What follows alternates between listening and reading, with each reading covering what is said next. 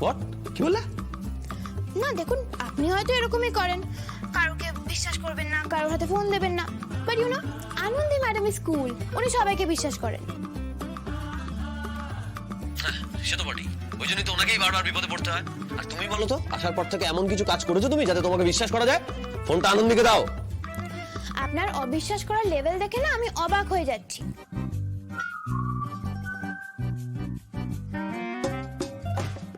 এই যে দেখুন, আমরা ম্যাটিনিস্টে আছি আর নিজেদের কাজ করছি, এন্ড আনন্দী ম্যাডামের ফোন না আমি ধরতাম না, বাট আপনি ফোন করলেন বলেই ধরলাম।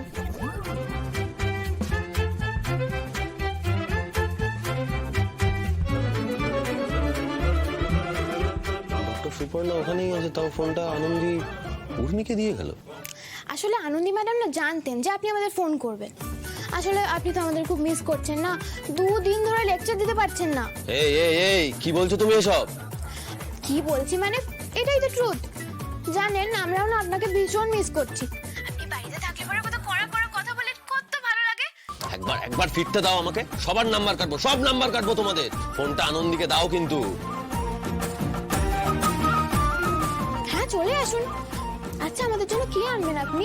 কি কি কি কি কি আনবো মানে? আপনি কথায় কথায় তো চমকে যান কেন বলুন তো? বাইরে থেকে এলে পরে বাড়ির সবার জন্য মানুষ গিফট আনে। ইনটলারেবল, অসহ্যকর।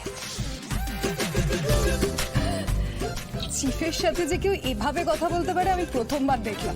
আমি জানতাম এই বিচ্ছুটা পারবে না, মানে এরাই পারে, ওরাই করে সব।